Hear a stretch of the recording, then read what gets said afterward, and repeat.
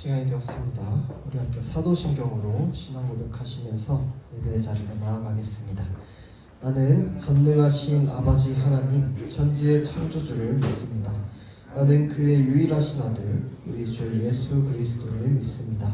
그는 성령으로 잉태되어 동정녀 마리아에게서 나시고 본디오 빌라도에게 고난을 받아 십자가에 못 박혀 죽으시고 장사된 지 사흘 만에 죽은 자 가운데서 다시 살아나셨으며 하늘에 오르시어 전능하신 아버지 하나님 우편에 앉아 계시다가 거기로부터 살아있는 자와 죽은 자를 심판하러 오십니다. 나는 성령을 믿으며 거룩한 공교회와 성도의 교제와 죄를 용서받는 것과 몸의 부활과 영생을 믿습니다. 아멘. 이렇게 찬양하시겠습니다.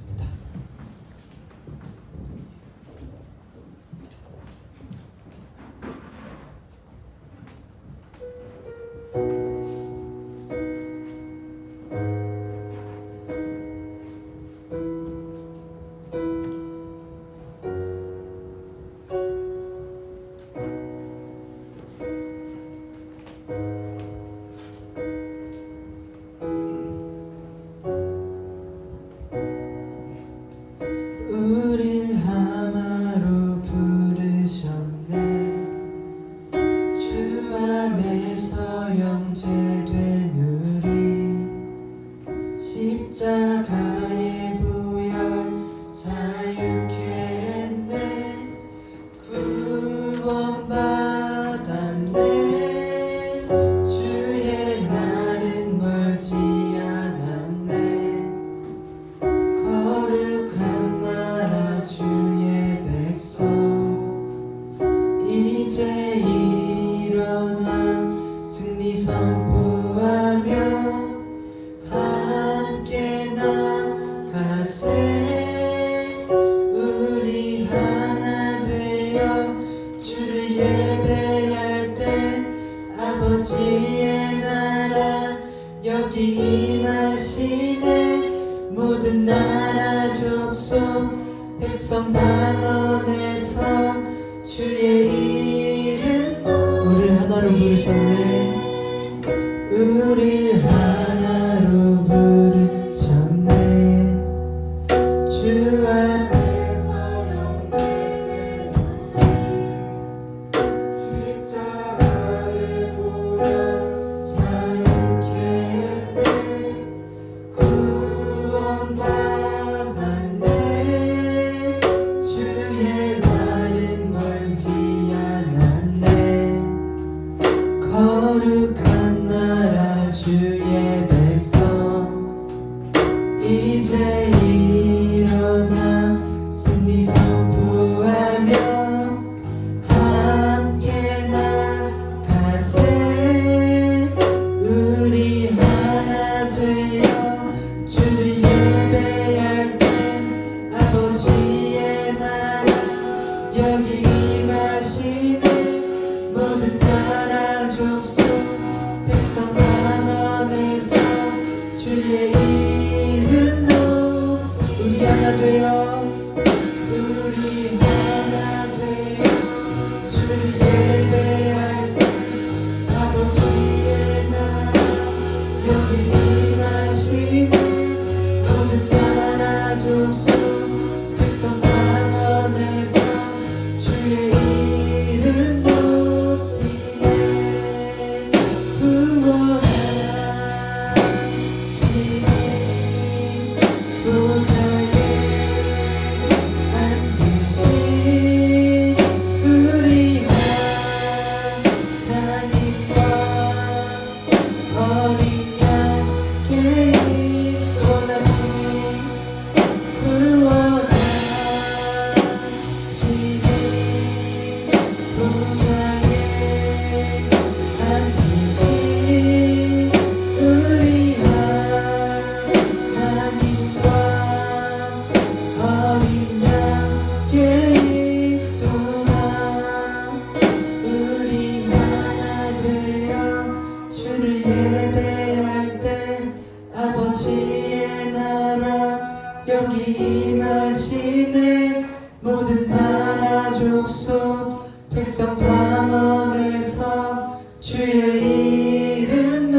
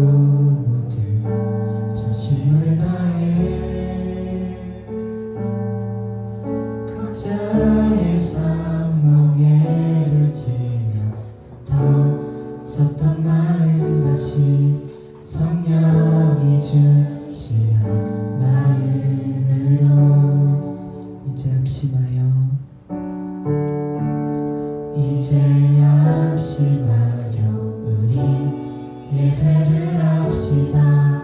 온 마음으로 모든 전심을 다해 각자의 삶 멍에를 지며 흩어졌던 마음 다시 성령이 주시는 마음으로 기도할 때 주님의 시선이 머문 곳을 향해 찬양하는 우리의 입술은 주님을 알며 기뻐하고 말씀을 나눌 때 주 나라 그 뜻 사모하며 이제 우리 예배를 합시다. 이제 합심하여 이제 합심하여 우리 예배를 합시다. 온 마음으로 모든 전심을 다해 각자의 삶 멍에를 지며 흩어졌던 마음 다시 성령이 주시는 마음 다시 한번 찬양할까요? 이제 합심하여 이제 합심하여 우리 예배를 합시다. 온 마음으로 모든 전심을 다해 각자의 삶 멍에를 지며 흩어졌던 마음 다시 성령이 주시는 마음으로 기도할 때 주님의 시선이 머문 곳을 향해 찬양하는 우리의 입술은 주님을 알며 기뻐하고 말씀을 나눌 때 주 나라 그 뜻 사모하며 이제 우리 예배를 합시다. 기도할 때 주님의 시선이 머문 곳을 향해 찬양하는 우리의 입술은 주님을 알며 기뻐하고 말씀을 나눌 때 주 나라 그 뜻 사모하며 이제 우리 예배를 합시다. 영원부터 영원까지 우리 곁에 계시니 다시 돌아와 예배를 영원부터 영원까지 우리 곁에 계시니 다시 돌아와 예배를 합시다.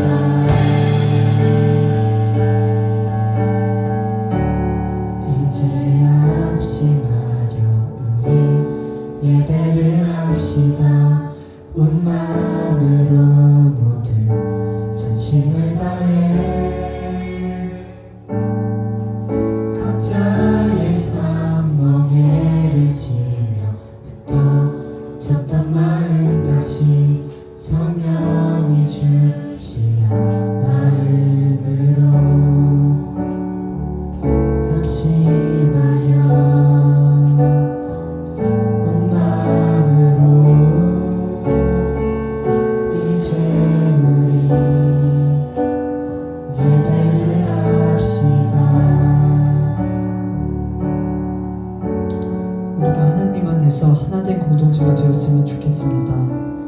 단순히 공감 능력이 좋아서가 아니라 하나님의 사랑으로 서로를 보듬어주고 기도해주는 공동체가 되길 원합니다. 이 시간 기도 드릴 때 언제 어디서든 어디를 가든지 사랑으로 맺어진 그리스도인들이 되게 해달라고 기도드리겠고, 말씀 전포하시는 전도사님과 오늘 예배를 위해 같이 기도드리겠습니다.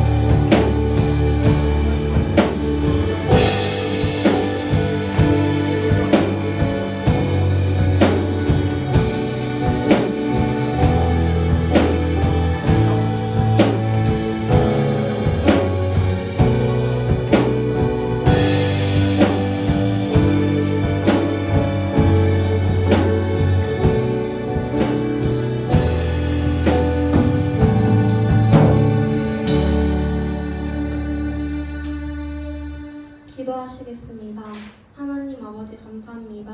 오늘도 우리 모두가 예배 자리에 나와 주님께 기도드리고 예배드릴 수 있게 해주시며 감사드립니다. 주님, 지금 모두가 학업 가운데 있습니다. 저희가 공부하는 목적이 항상 주님의 중심이 되게 해주시고 어떤 고난과 시련이 와도 흔들리지 않는 믿음을 가지게 해주세요. 말씀을 전해주시는 전도사님께 항상 큰 영광과 은혜가 있게 해주시고 말씀을 듣는 예배자들에게도 삶의 변화가 있게 도와주세요. 항상 저희와 동행하실 것을 믿으며 예수님의 이름으로 기도드렸습니다.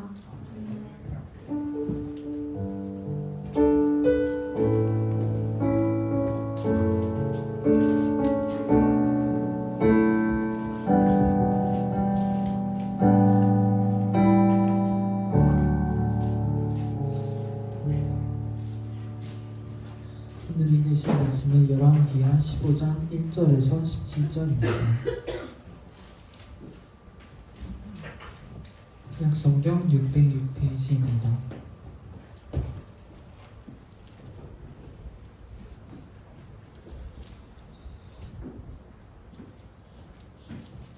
다 찾으셨으면 번갈아가면서 읽겠습니다.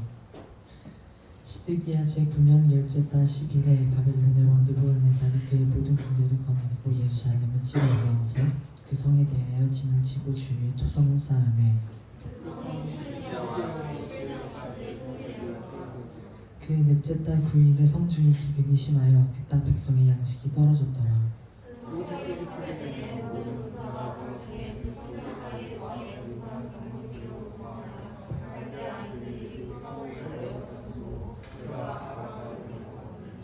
갈대아 군대가 그 왕을 뒤쫓아가서 여리고 평지에서 그를 따라잡으매 왕의 모든 군대가 그를 떠나 흩어진지라.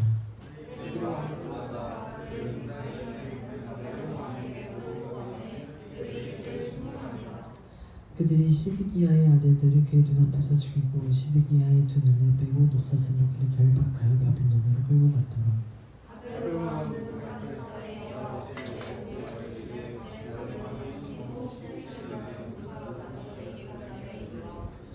여호와의 성전과 왕궁을 불사르고 예루살렘의 모든 집을 귀인의 집까지 불살랐으며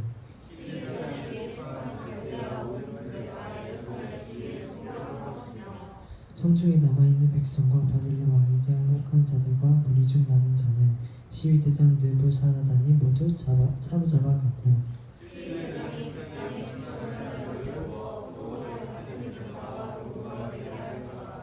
갈대아 사람이 또 여호와의 성전에 두둑 기둥 것과 받침들과 여호와의 성전의 놋바닥을 깨뜨려 그 놋의 바빌론으로 가져가고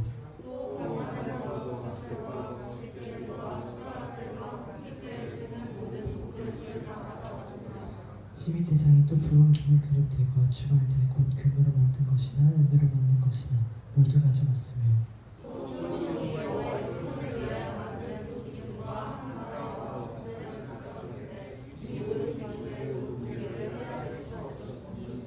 그 한 기둥은 높이가 18규빗이요 그 꼭대기에 노루가 있어 높이가 3규빗이요 그 머리에 둘린 그물과 성물과 다 노시라. 다른 기둥의 장식과 그물도 이와 같았더라. 아멘. 성간의 찬양이 있겠습니다.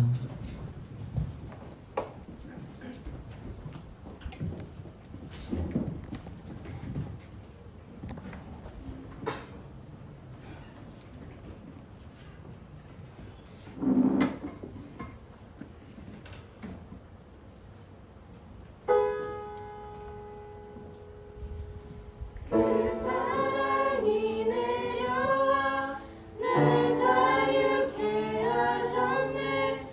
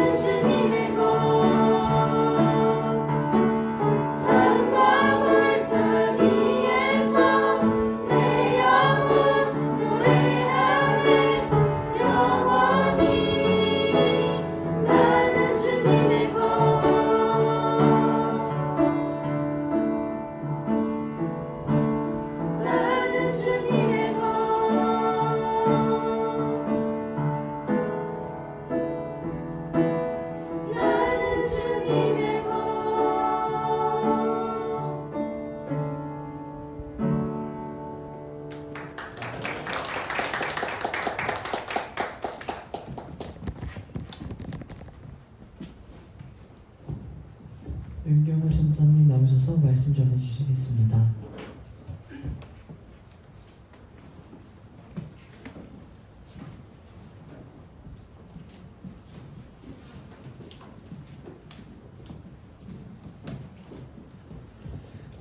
잠깐 기도하겠습니다. 하나님 아버지 감사합니다. 이 주일 아침에 또 주님을 예배하는 자리로 예배자로 나오게 하시니 감사드립니다. 주님, 우리가 영원히 주님의 것이라는 그 사실을 잊지 않고 영원히 주님께 예배드리는 예배자라는 그 본분을 잊지 않고 주님 오늘도 주님 앞에 나와서 예배드릴 수 있게 인도하여 주시옵소서. 말씀을 들을 때 듣는 마음과 듣는 귀를 허락하여 주셔서 우리의 삶의 변화가 일어나고 주님 그 깨달음과 그 삶의 적용이 일어날 수 있도록 주의 인도하여 주시옵소서. 감사드리며 예수님 이름으로 기도드립니다. 네. 귀한 찬양 감사합니다. 우리가 3주 만에 열왕기하 말씀으로 돌아왔어요. 지난 4월부터 지금까지 지금 열왕기 상부터 쭉쭉쭉 해서 열왕기 하까지 지금 다 봤어요. 다 봤는데 오늘로 열왕기하 말씀이 이제 마무리가 됩니다. 이제 뒤에 넘기면 열왕기가 없어요. 이제 역대상이에요. 북이스라엘이 진작에 멸망당했고 이제 남유다까지 오늘 멸망당하는 장면으로 이스라엘의 왕 이야기들이 전부 끝이 납니다. 그렇다면은 오늘이 열왕기 마지막 장면이라고도 할 수 있는데 마지막 장면을 통해서 하나님께서 우리에게 주시는 메시지가 무엇인지 한번 좀 알아보도록 하겠습니다. 여러분은 그 유지보수라는 개념을 좀 알고 있나요? 들어봤어요? 어떤 장비나 어떤 제품이나 어떤 뭐 소프트웨어나 어플 이런 것들이 정상적으로 잘 작동할 수 있도록 하는 개념인데 예를 들어서 게임 같은 걸로 예를 들어보면 이제 지속적인 업데이트 이런 걸로 버그 같은 게 있으면 수정하고 잡아주고 또 새로운 콘텐츠들을 계속해서 제공해주는 것, 이게 유지 보수예요. 그래서 운영을 잘한다 라고 칭찬하는 게임 회사들이 이걸 되게 잘하고 여기에 되게 심혈을 기울여요. 근데 이걸 못하면 게임성이 아무리 뛰어나도 이제 망게임이다, 운영 못한다 이런 소리를 듣곤 해요. 또 뭐 여러분 중에 건물주를 꿈꾸는 친구들이 있을지 모르겠는데 건물만 가지고 있으면 끝일까요? 여러분, 건물 딱 가지고 있으면 끝일 것 같아요? 아니겠죠? 건물주는 또 거기에 맞는 책임이 있어요. 소방시설, 뭐 엘리베이터, 고장난 부분 이런 거를 다 정기적으로 점검을 해서 입주민들이 안전하게 잘 생활할 수 있도록 관리해줘야 돼요. 생각보다 우리가 이 사는 세상이 그냥 내버려 두면은 그대로 돌아가는 세상이 아니에요. 그래서 계속 유지보수 관리를 잘 해줘야만 이 원활하게 잘 안전하게 살아갈 수가 있는 거죠. 전사님도 예전에는 이제 막 사고 싶은 걸 다 사면 끝나는 줄 알았는데 물건을 사놓고 관리를 안 하고 방치를 해두면 돈만 날린다, 이거를 좀 성인이 되면서 깨달아 가고 있어요. 예를 들어서 이제 비싼 기타를 딱 샀어. 근데 샀는데 관리를 안 해놓고 온도 습도 이런 거를 그냥 관리 안 해놓고 내버려 두면 이제 나무가 다 상해요. 그리고 넥이 휘고 막 줄이 녹슬어서 그냥 중고 기타 이제 관리 안 하는 기타랑 똑같이 돼요. 뭐 컴퓨터나 노트북 이런 것도 잘 사놓고 비싸게 막 몇백만 원 주고 샀는데 이제 먼지 청소 같은 거 안 해주고 뭐 내부 청소 안 해주면은 그냥 관리 안 하고 쓴 컴퓨터랑 똑같이 돼요. 그러니까 관리를 잘한 컴퓨터에 비해서 고장이 잘 나고 금방 이제 망가지게 되는 거죠. 또 여러분이 만약에 성인이 돼서 돈을 많이 벌어서 이제 드림카를 딱 샀다고 칩시다. 그러면 차만 사면 끝일까요? 정기적으로 주행도 안 하고 관리도 안 한 상태로 방치를 해두면 아무리 신차라고 해도 배터리 나가고 녹이 슬어서 그냥 중고차가 되는 거예요. 건물도 마찬가지겠죠. 건물을 방치하고 아무런 유지보수 안 해주고 관리 안 하면 건물에 금 가고 잡초 나고 동물들 이상하게 들어와가지고 자리 잡고 그리고 먼지, 벌레 가득한 그냥 폐건물이 됩니다. 아무리 비싸고 좋은 건물도 예외가 없어요. 그러면 우리 신앙은 어떨까요? 우리 신앙은 이런 유지보수나 관리가 전혀 필요 없는 영역일까요? 매일매일 그냥 내버려 두면은, 방치해 두면 저절로 자라나는 이 잡초와 같은 게 신앙일까요? 이 부분을 우리가 좀 고민해 볼 필요가 있겠죠. 오늘 본문을 살펴보면서 이 신앙생활의 유지보수, 이 관리 얼마나 중요한지 좀 생각해 보길 원합니다. 자, 오늘 본문 배경이 남유다의 마지막 왕. 자, 이제 북이스라엘, 남유다는 좀 여러분 개념이 잡혔을 거고, 북이스라엘은 진작에 멸망을 당했어요. 아수르에 의해서. 남유다가 남았는데, 남유다 마지막 왕 시드기야 왕의 그 다스릴 때 얘기예요. 시드기야는 21살에 21대 유다 왕이 됐어요. 특별히 알아둘 점은 이제 시드기야 왕의 아버지가 누구냐인데, 요시야라는 왕이었어요. 요시야 이 왕 딱 들으면 역대 왕들 중 이제 아주 뛰어난 훌륭한 하나님 앞에서 합당한 사람이었다라고 좀 생각을 해볼 필요가 있는데, 요시야가 이제 성전을 개혁하면서 이제 청소하는 도중에 율법책을 딱 발견을 합니다. 율법책이 이제 어디 모퉁이에 그냥 버려져 있었는데, 그거를 율법책의 존재를 모르고 살아갔어요, 유다가. 그러다가 이 성경책을 딱 발견한 거예요. 그러니까 모세오경, 토라 딱 발견해서 이게 뭐지? 그래서 딱 읽었는데, 너무 유다가 지금까지 범한 죄들이 깨달아져서 이제 옷을 찢고 하나님 앞에서 눈물로 통곡하면서 이제 개혁을 한 인물이에요. 온 유다를 전부 다 율법에 따라서 개혁을 한 뛰어난 인물이에요. 그래서 하나님 앞에서 온갖 가증한 것들, 뭐 산당들 이런 거를 전부 다 없앴어요. 그래서 진심으로 하나님께 돌아가길 원했고, 하나님 마음에 아주 합당한 왕이었다라는 평가를 받은 이제 훌륭한 왕이 이 요시야 왕입니다. 그러면 그 아들들도 아빠처럼 잘 섬겼으면 참 좋았을 텐데 그러지를 못했어요. 요시야 왕 이후에 굉장히 이제 유다 상황이 혼란스러웠는데, 좀 정리해보면 이래요.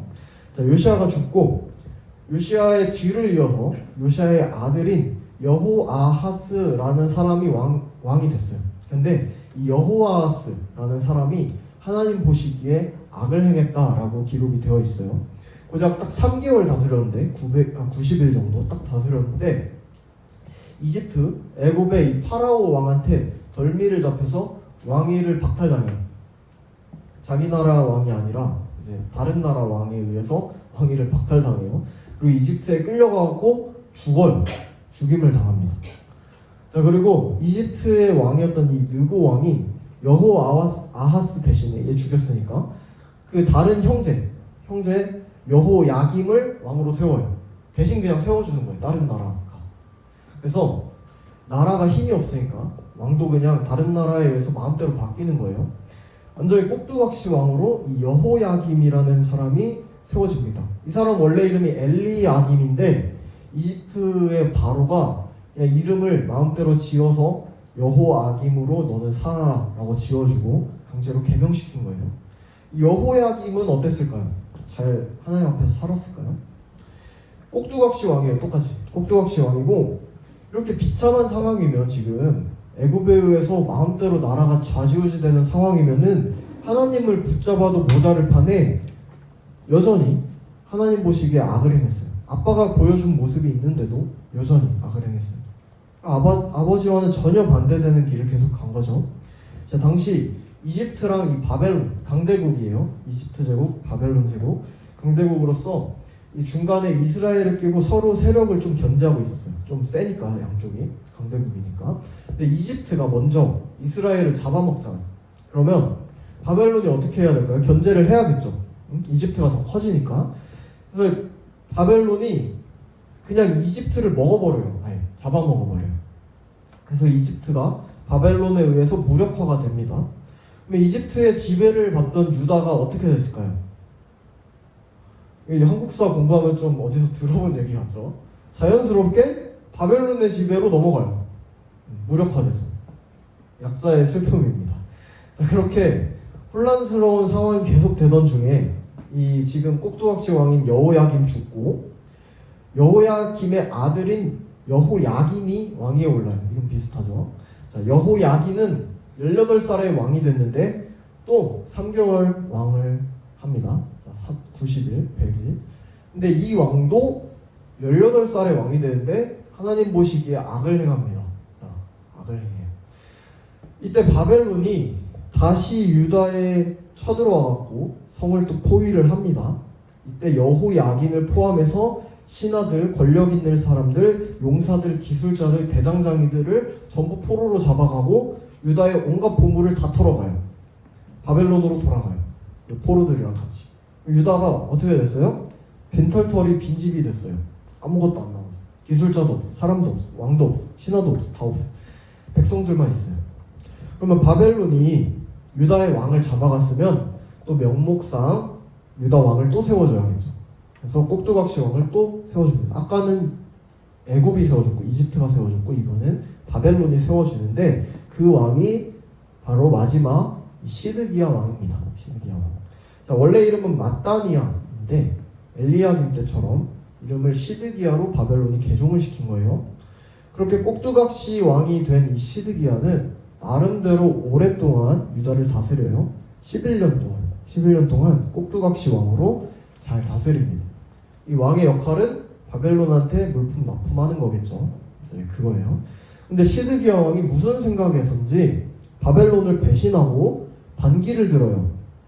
자, 여기까지가 배경 설명이고, 자, 이제 본문 말씀 보겠습니다. 자, 이해가 됐을지 모르겠는데, 자, 같이 1절에서 3절 함께 읽겠습니다. 시작.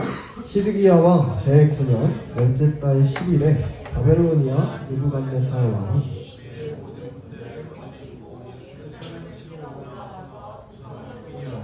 도성 안을 공격하려고 성벽 바깥 사방에 흙 언덕을 쌓았다. 그리하여 이 도성은 시드기야 왕 제11년까지 포위되어 있었다. 그의 넷째 달 9일이 되었을 때에 도성 안에 기근이 심해져서 그 땅 백성의 먹을 양식이 다 떨어지고 말았다. 자, 시드기야가 9년째 유다를 딱 다스릴 때 유다의 수도 예루살렘이 바벨론의 포위를 당해요. 지금까지 말 고분고분 잘 들으니까 그냥 냅뒀다가 시드기야가 반역했댔잖아요. 반기를 들었대잖아. 반항한 거예요. 힘은 없어도 네 말 안 들을 거야 이렇게 하니까 9년째에 와요. 예루살렘에. 그래서 성벽을 다 포위를 합니다. 그 상태로 몇 년을 보내냐? 2년을 보내요. 2년. 자, 못 나가고 성벽 안에서, 그러니까 성읍 안에서 못 나가고 밖에 나가면 죽으니까 계속 안에서 2년 동안 산 거예요. 자, 그러면 자원이 무제한입니까? 아니죠. 다 떨어지겠죠. 2년 살았으면은 안에 있는 자원들 다 떨어져요. 먹을 음식들 뭐 다 떨어지고 물도 동나고 기근이 시작됩니다. 긴박한 상황에 사건이 하나 또 발생해요. 자, 본문 4절에서 7절 말씀 같이 읽어보겠습니다. 시작. 드디어 성벽이 뚫리니 이것을 본 왕은 바벨로니아 그리고 왕의 정원 근처 두 성벽을 잇고 통로를 빠져나와 아라바 쪽으로 도망하였다. 그러나 바빌로니아 군대가 시드기야 왕을 추격하여 여리고 평원에서 그를 잡으니 시드기야의 군사들은 모두 그를 버리고 흩어졌다. 바벨로니아 군대가 시드기야 왕을 체포해서 리블라에 있는 바벨로니아 왕에게로 끌고 가니 그가 시드기야를 신문하고 시드기야가 보는 앞에서 그의 아들들을 처형하고 시드기야의 두 눈을 뺀 다음에 쇠사슬로 묶어서 바벨론으로. 자, 2년간의 포위 끝에 예루살렘 성벽이 드디어 딱 뚫립니다. 그러면 나라를 다스리는 왕은 어떤 선택을 해야 될까요? 상식적으로 뭐 항복을 하든지 백성들을 위한 선택을 하든지 어떻게든 해야 될 거 아니에요. 그게 뭐 이스라엘이니까 하나님 믿는 이스라엘이면 당연히 하나님께 기도하는 것밖에 답은 없긴 하겠지만 하여튼 일반적인 왕이면 신앙이 없더라도 백성들을 위한 선택을 하는 게 맞아요. 근데 시드기야 왕이 상식을 뛰어넘는 행동을 보입니다. 성벽 밖에 군대가 다 있는데 자기 목숨을 구하겠다고 이제 밤에 군사들을 데리고 통로를 빠져나와서 도망친 거예요. 자, 볼품이 없죠. 그러면 바벨론이 모르고 보내줄 줄 알았나 봐요. 다 들통이 났어요. 근데 바벨론한테 추격을 당하고 결국에는 잡히고 맙니다. 시드기야의 군사들은 이제 왕을 다 버리고 도망가요. 그 왕의 그 신하들이에요. 자, 바벨론 군사들은 괘씸한 이 시드기야 왕을 체포해가지고 바벨론까지 끌고 가요. 바벨론 왕한테. 근데 거기서 진짜 잔인한 처형을 당하는데 두 아들은 시드기야의 눈앞에서 딱 죽여요. 그리고 시드기야의 두 눈을 뽑아요. 그리고 쇠사슬에 묶어갖고 그냥 끌고 가는데 이 처형이 뭘 의미하냐면 엄청 잔인해요. 시드기야가 두 눈으로 본 마지막 장면이 아들이 죽는 장면이에요. 그리고 눈을 뽑아버리니까 이제 평생토록 그 마지막 장면을 생각하면 아들이 죽는 것밖에 없는 거예요. 엄청나게 잔인한 처형을 한 거예요. 자, 이어서 본문 8절에서 12절 말씀 같이 읽어봅시다. 시작. 바벨로니아의 느부갓네살 왕 제19년 5째 달 7일에 바벨로니아 왕의 부하인 느부사라단 근위대장이 예루살렘으로 왔다. 그는 주님의 성전과 왕궁과 근위대장이 지휘하는 바벨로니아의 모든 군대가 예루살렘의 사면 성벽을 헐어버렸다. 느부사라단 근위대장은 도성 안에 남아있는 나머지 사람들과 바벨로니아 왕에게 투항한 사람들과 나머지 수많은 백성을 모두 포로로 잡아갔다.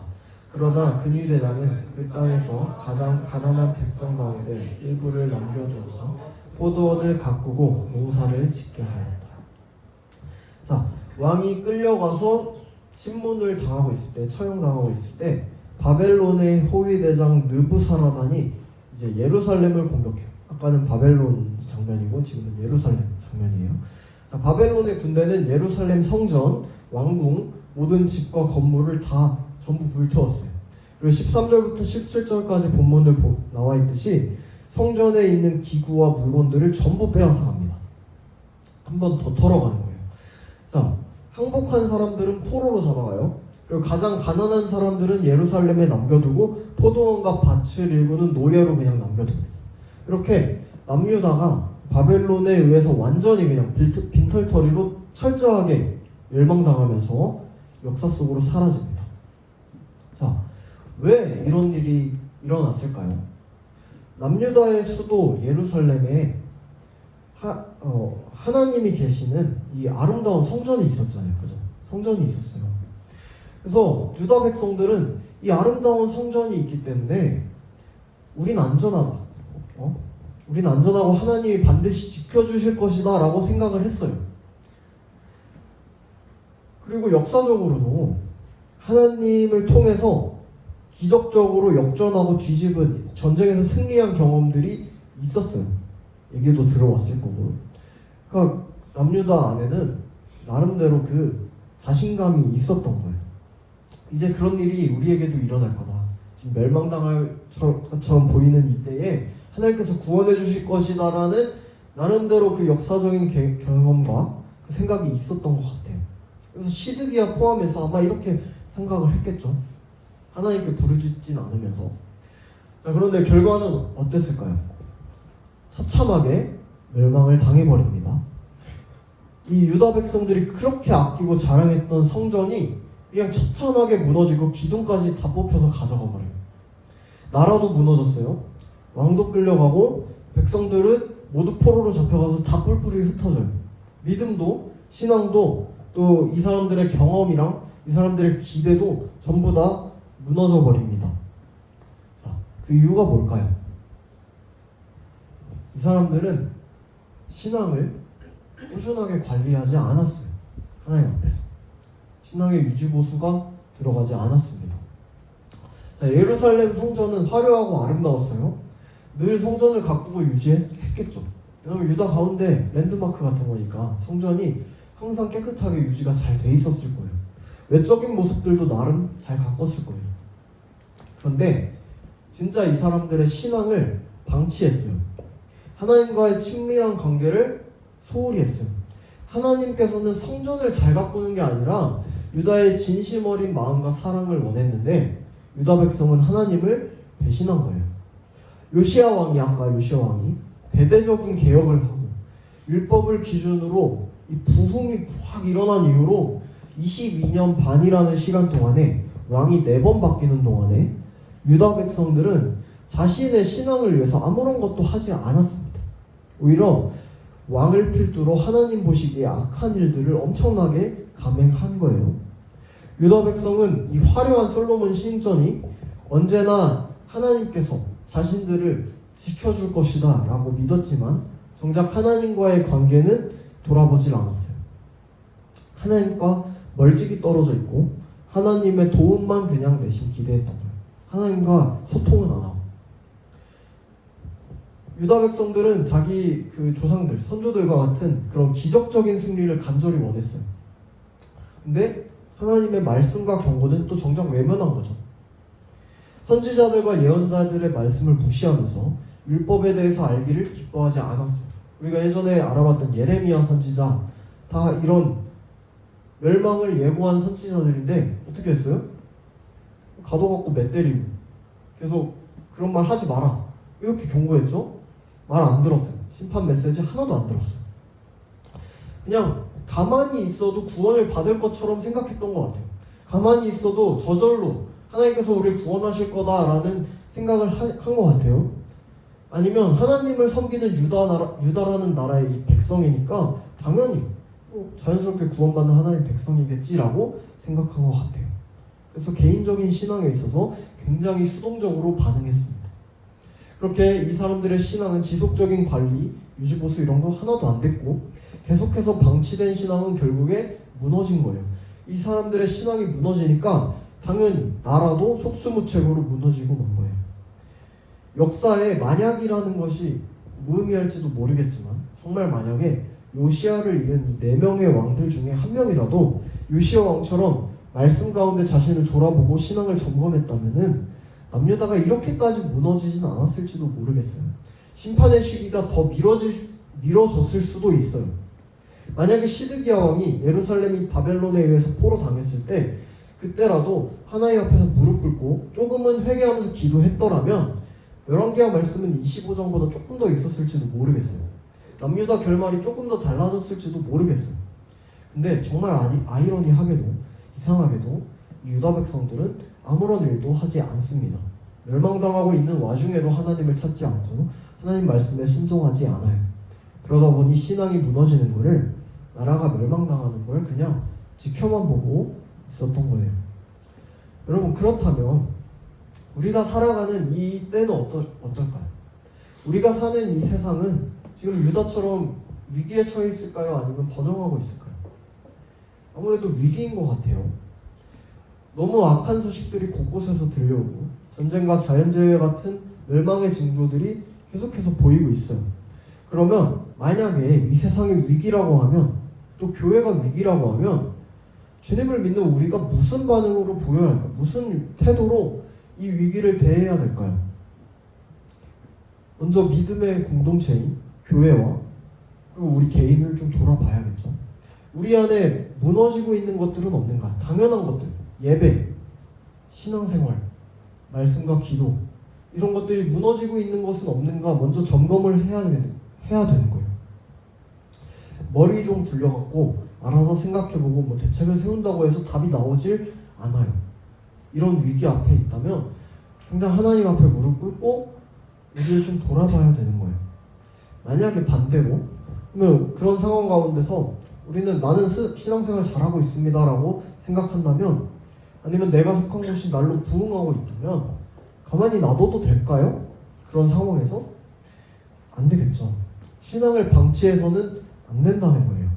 우리 자신의 신앙을 관리하고, 공동체의 신앙을 관리하고 계속해서 관리해주면서 하나님과의 관계를 친밀하게 유지해야 된다는 거예요. 사랑하는 여러분, 신앙생활에서 가장 중요한 거는 어떤 한 지점에서 극적인 변화가 아니에요. 날마다 매일매일 하나님과의 관계를 꾸준하게 지속해 나가면서 하나님과 교제하는 것이 가장 중요해요. 우리는 외적인 요소들로, 단편적인 어떤 순간들로 그 매일의 교제를 퉁치고 싶어요.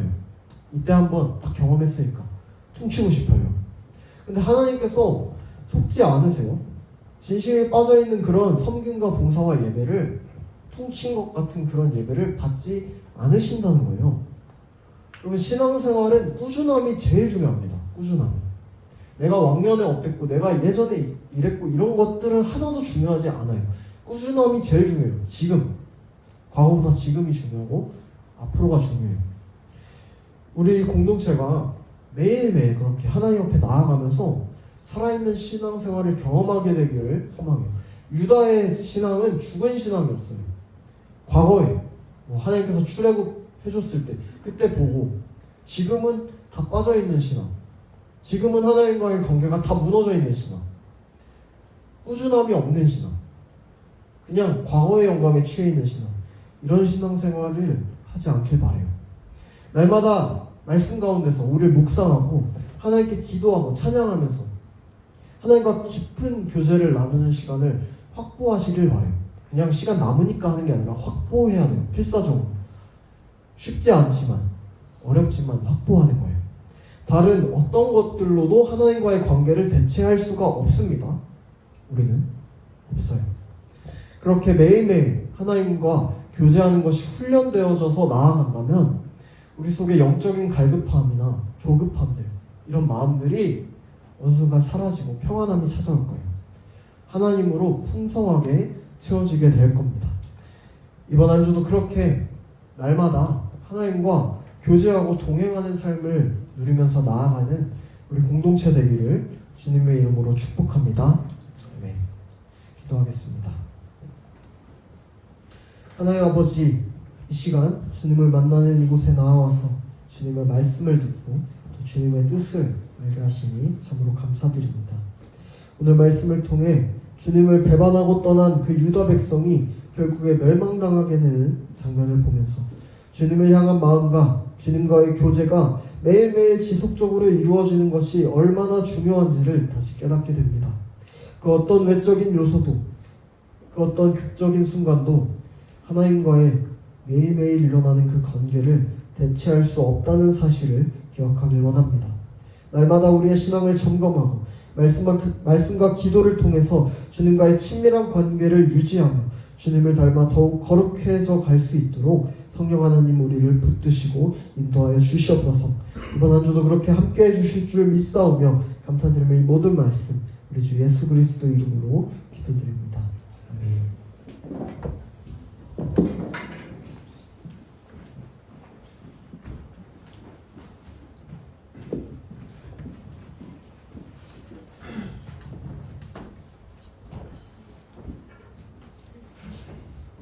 찬양하면서 준비하신 헌금 드리도록 하겠습니다.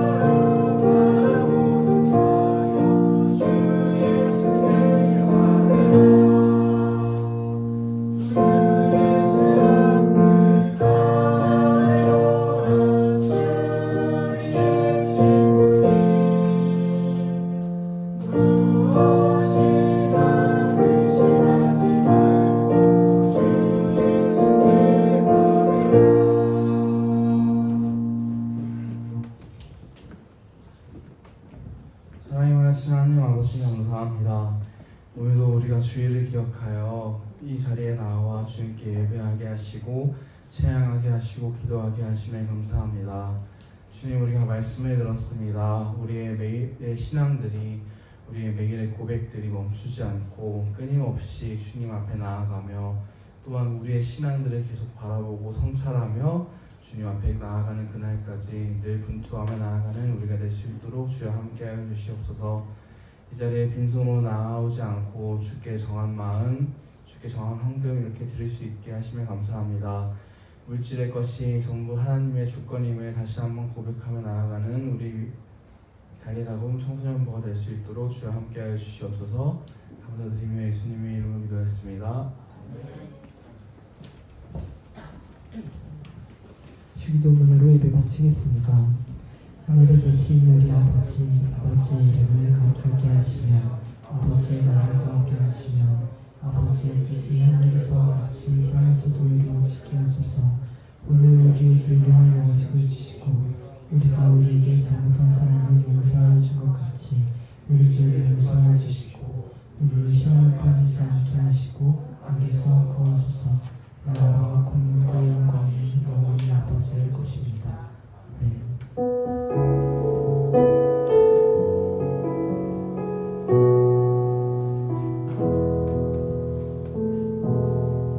전도사님 나오셔서 광고해 주시겠습니다.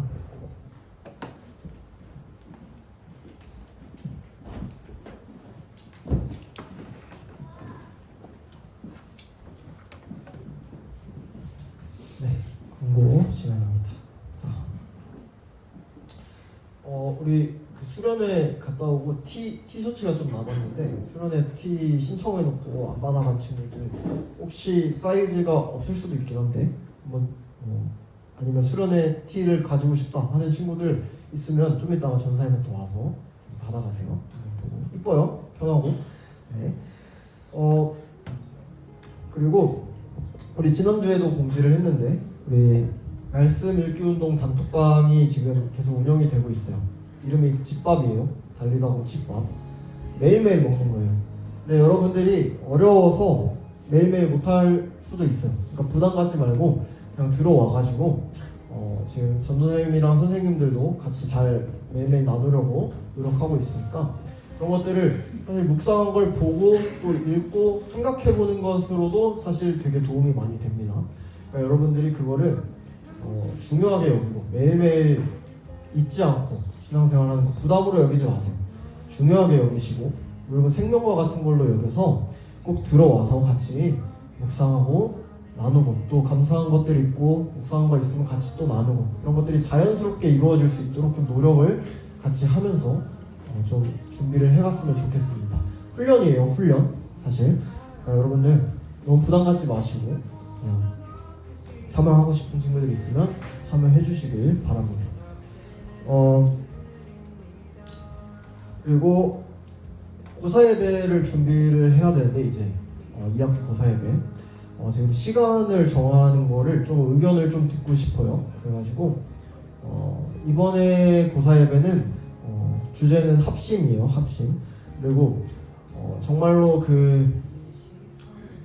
이번에는 뭐 조명이나 이제 세션이나 풀세션이나 이런 거 좀 다 빼고 진짜로 좀 진심으로 찬양하고 기도하는 시간을 좀 가져보려고 해요. 그래가지고 기도에도 한 2시간 정도 찬양 기도 연속으로 너무 길게는 안 할 건데 시간을 주일 저녁에도 할 수 있고 토요일 저녁에도 할 수 있고 10월 중에 좀 생각을 하고 있는데 지금으로는 10월 초에 그냥 빨리 바짝 하는 게 좋을지 아니면 10월 말쯤에 하는 게 좋을지 좀 의견이 필요합니다. 그래가지고 오늘 각반 선생님들께서 좀 아이들 의견을 좀 조율을 해서 수렴을 해서 좀 회의 때 나눠주시면 감사하겠습니다. 여러분들도 좀 생각해보시고 언제가 좀 괜찮을지 얘기를 해주면 좋겠습니다. 가능하면 다 같이 모일 수 있는 시간으로 했으면 좋겠습니다. 자, 그리고 다음 주 주일 저녁 오후 4시 반에 교육관 대청소를 할 겁니다. 그래가지고 여러분들 우리 시간 있는 친구들 같이 오셔가지고 교육관 한번 선생님들도 같이 할 거거든요. 전도사님도 할 거거든요. 같이 와서 맛있는 것도 먹고 청소도 좀 하고 하는 시간 가지면 좋겠습니다. 네. 좀 이 구조랑 이런 걸 좀 바꾸려고 해요. 지금 좀 바꾸려고 하니까 근데 대청소 때 같이 오셔가지고 저녁 맛있는 거 줄 테니까. 네. 다음 주 주일 4시 반 기억하세요. 자, 그리고 9월 큐티 신청을 이제 받습니다. 벌써 한 주가 지나갔는데, 한 달이 또 지나가는데 이제 9월 큐티 신청 받습니다. 네. 그리고 금정중 친구들 좀 이따 잠깐만 볼게요.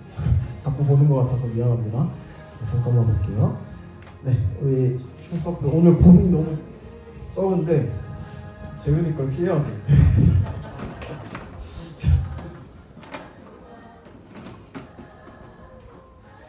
두 개로 하겠습니다. 재윤이가 안 넣네. 자, 킹공 8번.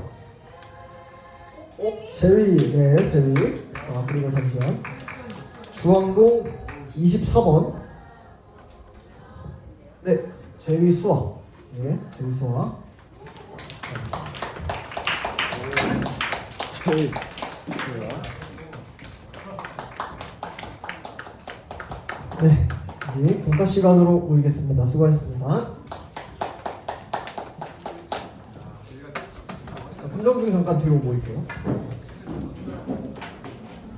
티셔츠 받아갈 사람도 잠깐 뒤로 오세요.